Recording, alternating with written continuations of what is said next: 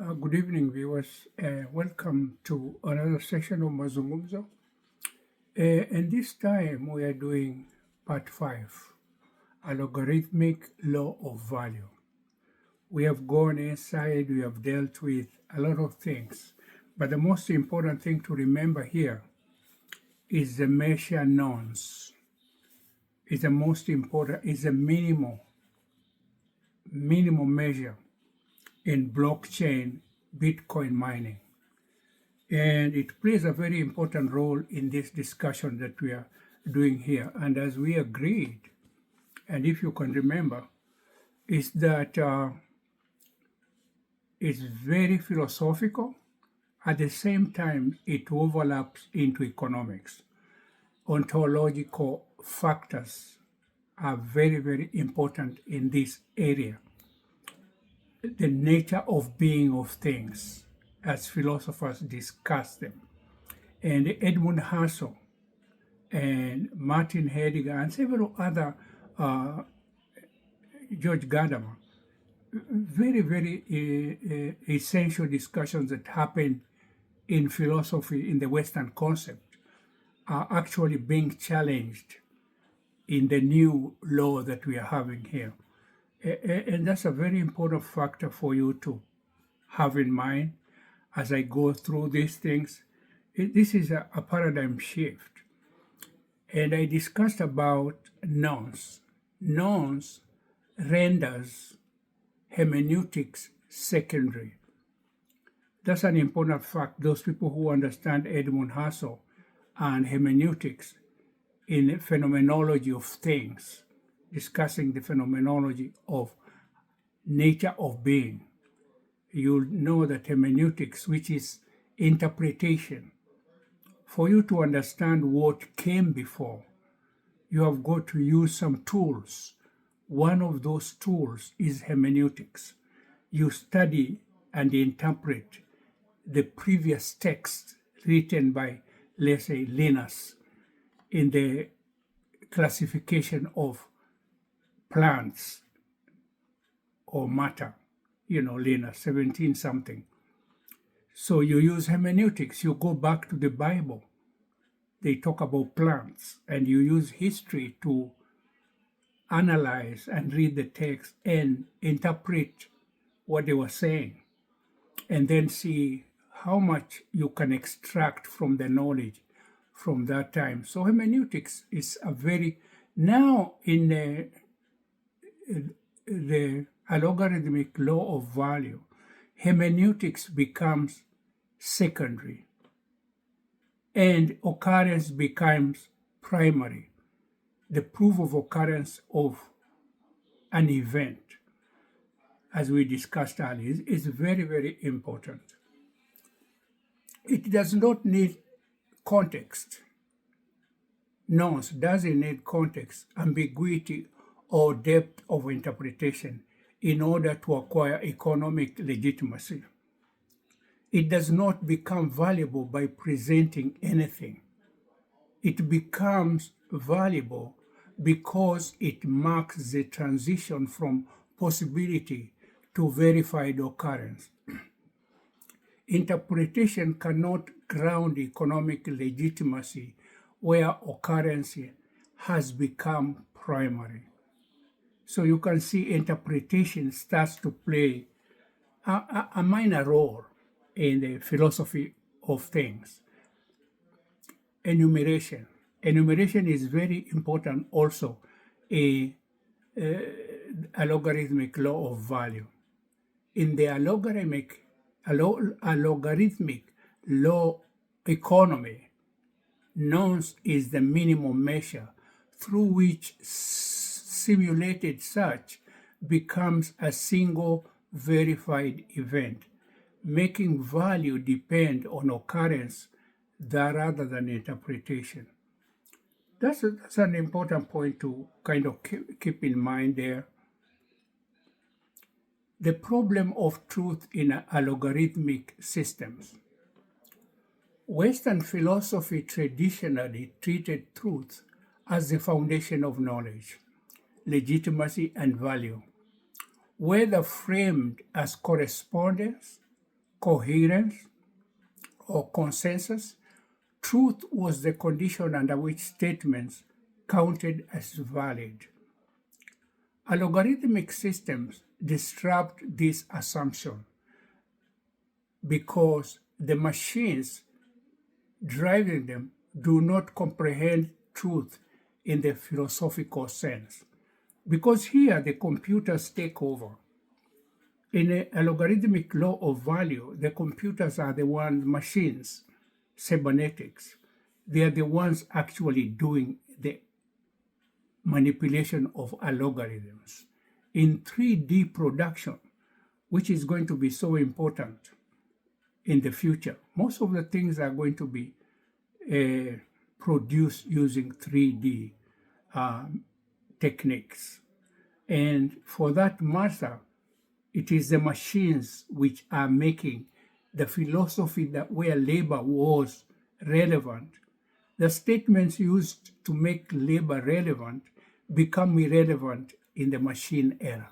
Some of them remain, a little legitimate, but the very, very important terminologies become obsolete. They execute procedures and evaluate whether constraints were satisfied. Why truth fails in a logarithmic systems? Truth presupposes a proposition, a state of affairs, and an interpreting subject. A logarithmic systems require none of this in order to operate. They do not ask whether a claim is true in a semantic sense. They ask whether an event occurred under rule-governed conditions. Verification is not truth, nor a weaker form of truth. It is a retrospective and binary procedure. You see, it's a computational term. It asks whether the necessary constraints were satisfied and whether the event can be confirmed after the fact. This is not a philosophical preference, but a functional necessity in machine systems. Verification without semantics. Once an event is verified, it needs no further interpretation, reference, or representation in order to count operationally. Cryptographic proof, state transition, and rule satisfaction are enough. Events cannot be replayed simply by claim or assertion. Verification confirms that something occurred and left a trace. Leaving of trace is important here. From epistemology to infrastructure. With computation, networking, and cryptography, verification migrates from philosophy into infrastructure. It is no longer merely a debated theory of knowledge. It becomes an architectural condition of operation. Distributed, automated, and continuously executed across systems. Validation does not make events more true, it makes them more resistant to falsification or attack. Verification as infrastructure means that validation is built into the architecture and continuously executed as a condition of operation. The system does not wait for human interpretation after the fact.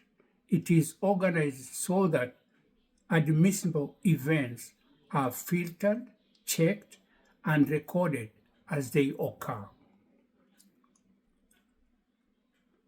verification. Oh, I think I'm over late. Why verification eliminates fictitious surplus. That one is being repeated constantly because it's a very important factor to eliminate fictitious surplus or fictitious value, as I said earlier, which actually in the simulated economy of structural law of value by Jean Boulliard, the fictitious surplus still is in operation. And that's why we're looking for a new law of value. Truth-based and narrative-based environments allow claims, promises, derivatives, and expectations to multiply in advance of completed occurrence.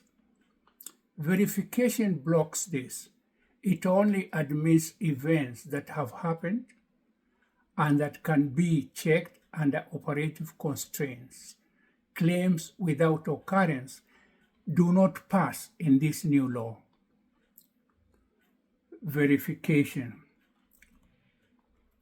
Verification as an economic term, verification is very important. Verification as an economic criterion. At this point, verification replaces truth as the economic criterion for counting value.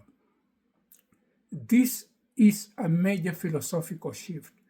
Value now enters the system only when an event is verified to have occurred.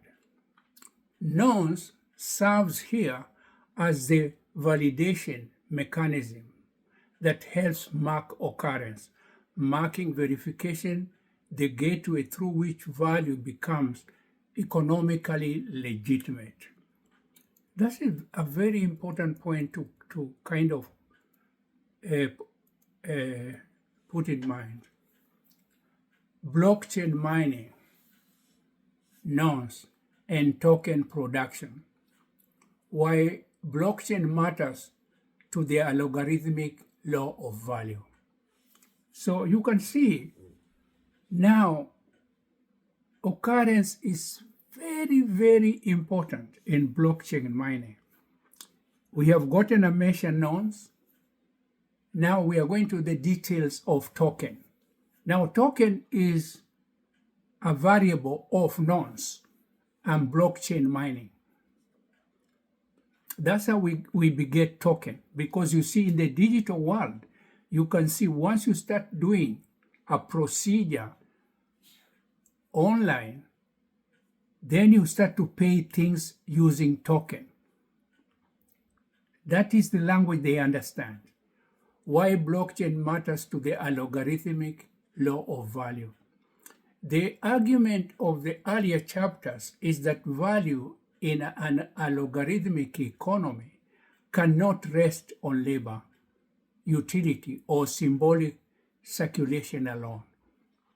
It must rest on verified occurrence. Blockchain mining is one of the clearest technical environments in which this thesis can be made visible. Blockchain does not reward claims, intentions, narratives, or expectations. It rewards a completed computational event that can be publicly checked after the fact. The chain is therefore not merely a ledger, it is an infrastructure for deciding when an event counts and when it does not. Mining as constrained occurrence. Now we are going to do Bitcoin mining, because Bitcoins are going to be relevant in the digital economy, but they haven't linked properly. That's what we are looking for. When you do a 3D production of materials. How are you going to link up with a central bank where they only understand the language of token? So we go total M-Pesa as the Kenyans have it, because Kenyans are very advanced when it comes to digital money transactions. That's a discussion for another day. Mining as constrained occurrence. Mining, Bitcoin mining, should not be understood as the creation of meaning. Now you see, meaning is a philosophical terminology, Wittgensteinian, Gamaderian, Edmund Husserl,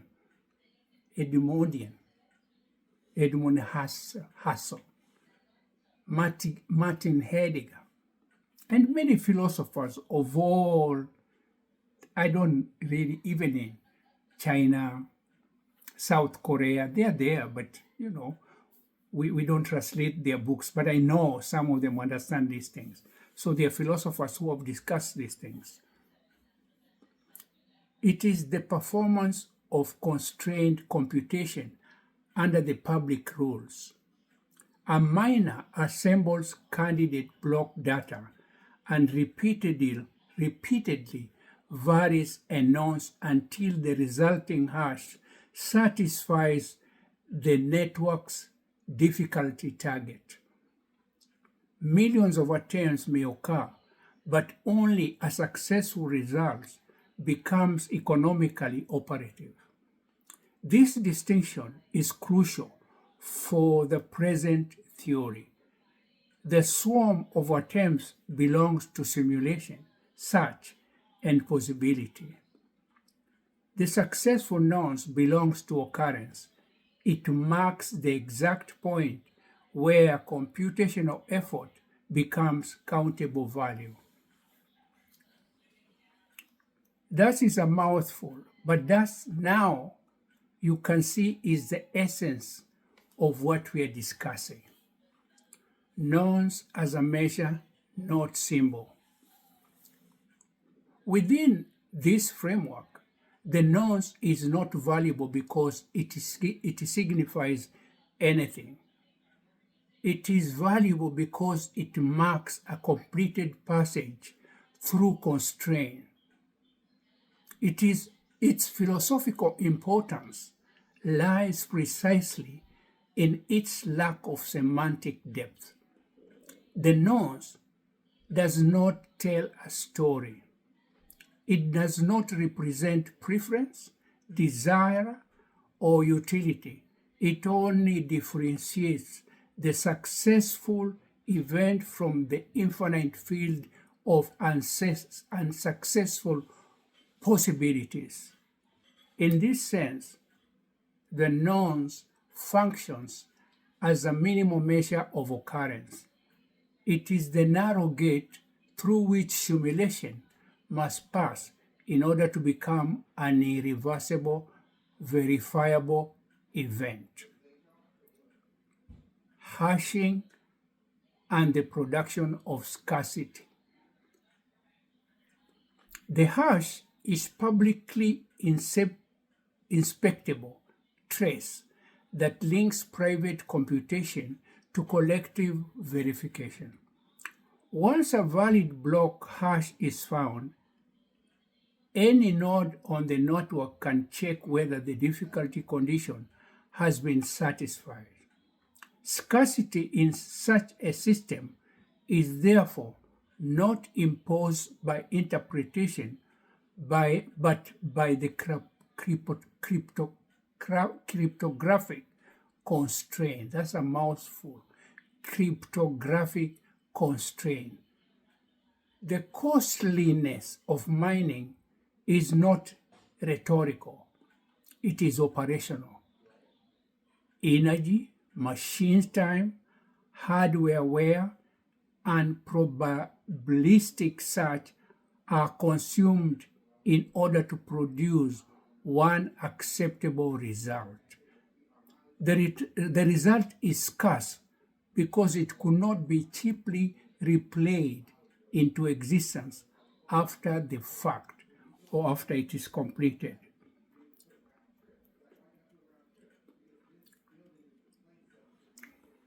Why token issuance is legitimate in this model.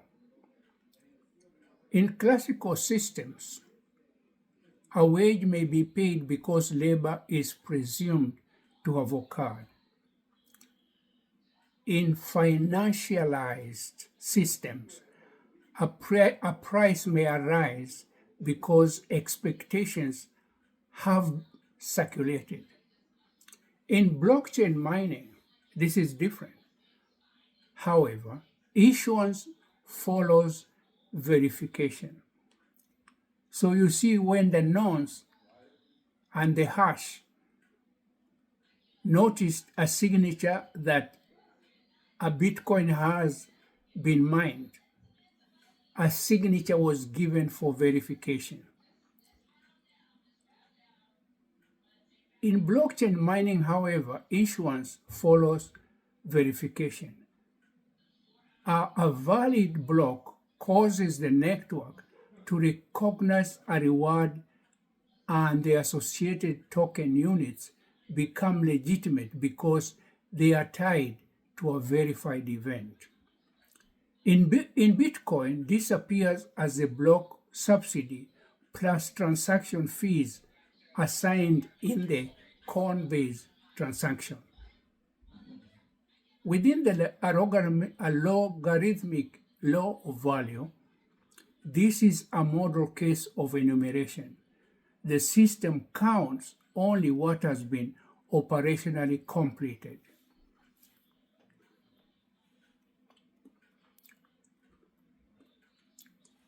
The rejection of fictitious surplus. That is very important.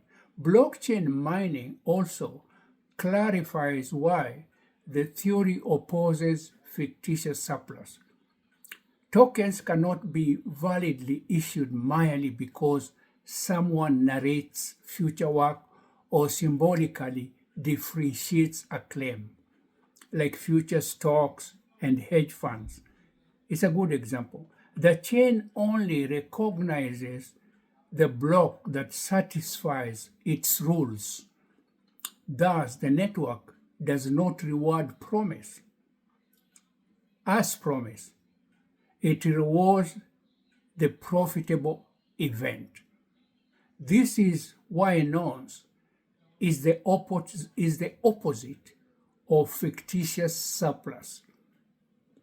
Nonce has become the answer to this unnecessary speculation in the economy, which has given room for so much debt to accumulate. Because no production was being done for many years, people were just speculating on production which will come in the future. Nonce is gonna not allow that anymore. Thus, the NEC does not allow fictitious surplus multiplies claims without completed occurrence. The nonce participates in the exact opposite movement. It reduces an ocean of possibly to one accepted, verifiable, and irreversible event. I think I kind of stop over here a little bit and pause. Mining, competition, and public verification. Mining is competitive, blockchain mining is competitive, but its competition is structurally different from speculative circulation. Hedge funds, futures, and stocks, and so much speculation without production.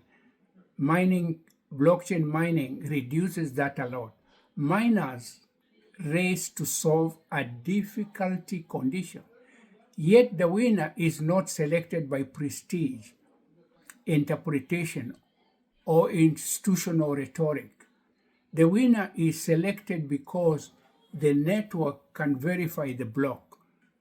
Public verification makes the event transferable from one machine's local activity to the whole system's accepted reality. It's a network. Once a token has been, a hash has been signed, and the event has been signed, the whole network checks it and accepts it as a measure of value. Public verification makes the event transferable from one machine's local activity to the whole system's accepted reality. Once this happens, value no longer depends on belief in a proposition. It depends on whether the event passes through collective validation. Now, I'll kind of wind up here. This is part 5, kind of long sessions and, intricate. So you need to consume and listen to it, might be multiple times, and verify, read Gilbert's Simodon and people like Yuk Hui, Bernard Stiegler, and refresh yourself with Martin Heidegger. Also, Hegel is very important for you to understand this thing. Edmund Husserl, George Gadamer, Rudolf Carnap, Ludwig Wittgenstein. So you refresh your philosophy, Molefius Santa, I always say that. Peter Appiah, Kwame Appiah, Cornel West, Lucius Outlaw, Ogletree, Charles Ogletree, also a lawyer, and sometimes covers this thing in things like reparations.